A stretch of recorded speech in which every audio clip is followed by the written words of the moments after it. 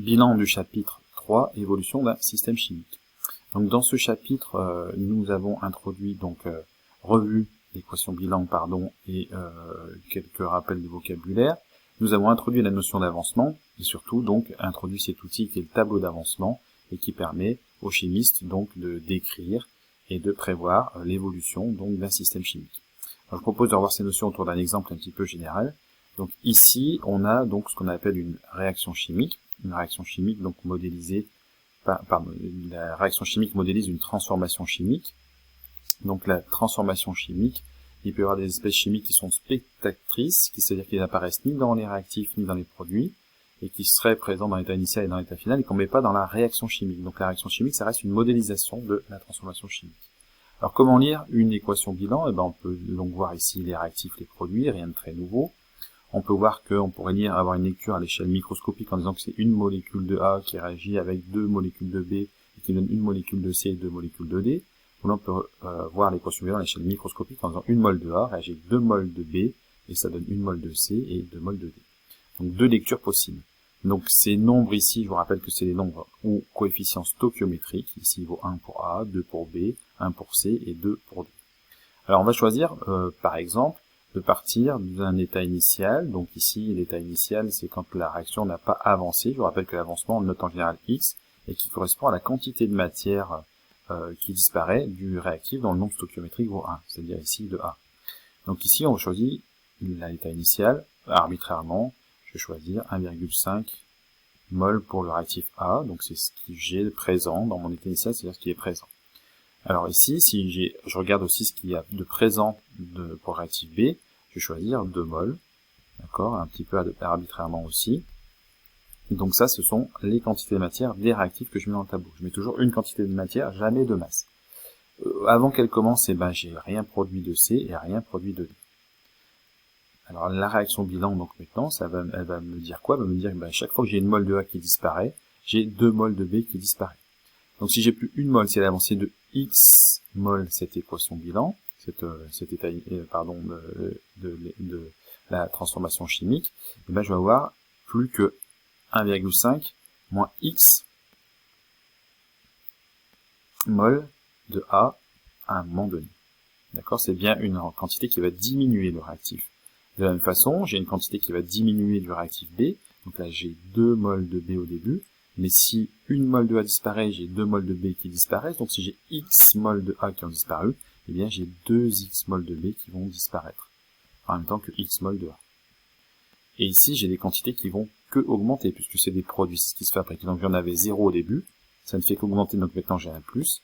Plus quoi? À chaque mol de A qui disparaît, j'ai une mol de C qui apparaît. Donc si j'ai X mols de A qui ont disparu, j'ai eu X mols de C qui ont apparu. De la même façon, ici, vous avez compris que j'aurai 0 mol de D au début. Cette quantité ne fait qu'augmenter et elle augmente ici de 2 fois, donc, X, puisque j'ai X mol de A qui ont disparu et 2X mol de D qui sont apparus. Donc voilà, c'est un cas un petit peu général ici. Alors jusqu'à quand ça va se produire? Ça va se produire jusqu'à que l'avancement X va donner sa valeur maximale, que j'appelle X max. Donc ici maintenant, X max, si je veux remplir la dernière ligne, je remplace juste X par X max. Pour des raisons pratiques, je ne vais pas le faire là dans cette petite vidéo. Alors maintenant, comment déterminer cet avancement maximal? On va supposer d'abord que la réaction elle est totale. Donc ici, je vais essayer de trouver ce que vaut l'état final de ma transformation chimique. Et on peut arriver à trouver ça avec cet outil. Alors comment? Si je regarde un petit peu comme ça, arbitrairement, je vais me dire, comme j'ai plus de B et moins de A, je peux peut-être penser que A, c'est le réactif qu'on appelle limitant. C'est-à-dire que c'est lui qui va être consommé complètement, d'accord? Donc la réaction, elle est totale si au moins des réactifs disparaissent.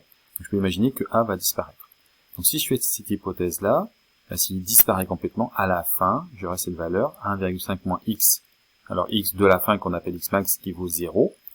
Et je vais ensuite trouver une valeur pour X que je pourrais remplacer dans les différentes équations là. Donc j'aurai bien l'ensemble de mon état final qui sera défini avec cette hypothèse. Alors si on réfléchit un tout petit peu par contre, chaque fois que j'ai une mol de A qui disparaît, j'ai 2 mols de B qui disparaissent. Donc même si j'ai plus de B au début, j'ai toutes les chances d'avoir un réactif limitant qui est B. Alors on va essayer de le prouver. Alors je vais faire l'hypothèse que dans l'état final, donc je vais dire que B est le réactif limitant. J'écris que c'est B, le réactif limitant. Alors je vais mettre RL pour réactif limitant, pour la raison pratique aussi d'écriture ici.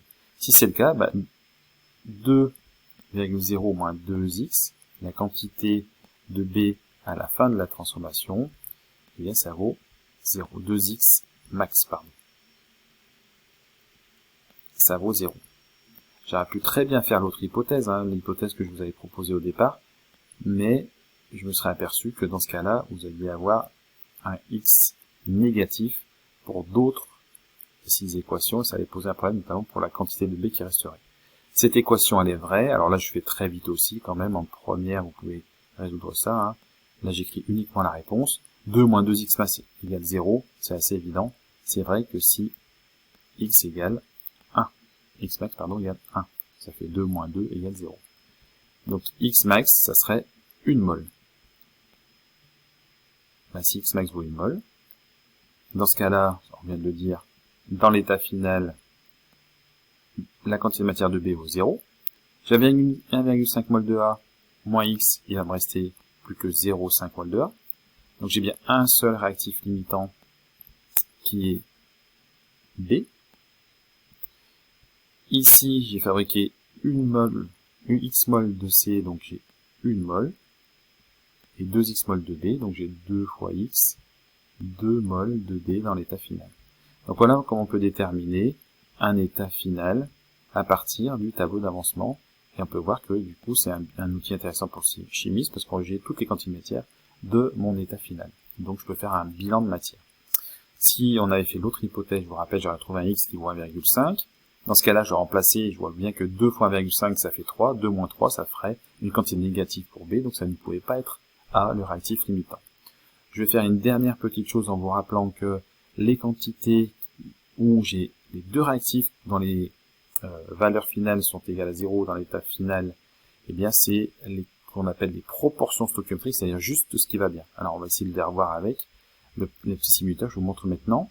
Donc ici, on va prendre l'état que je vous ai défini, 1,5 mol de A, 1,5 mol de B, ça réagit par paquet de 2.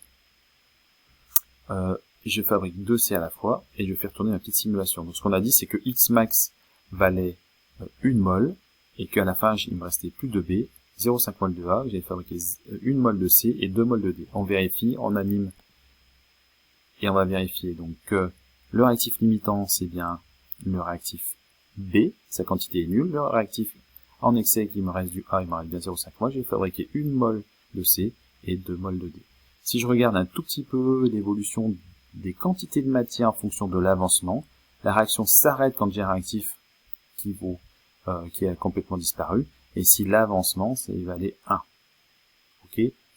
Je terminerai par les quantités juste stoichiométriques. Donc alors on va choisir arbitrairement. Je vais revenir à un état initial, mais ce qui va bien, je vois que c'est 1 mol qui va me donner, qui va avoir besoin de 2 mol de B. Donc les proportions c'est 1 pour 2. Donc je vais choisir par exemple 3 mol ici de A. Donc si j'ai besoin de 3 mol de A, c'est des proportions, je veux qu'elles soient respectives, qu'elles soient stoichiométriques.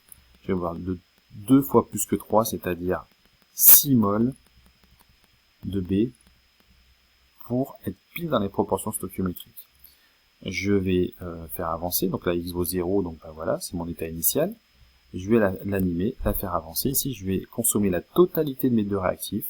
J'en ai plus ni de A ni de B, et j'obtiens 3 mol de C puisque x max vaut 3, et 2 fois 3, 6 mol de D.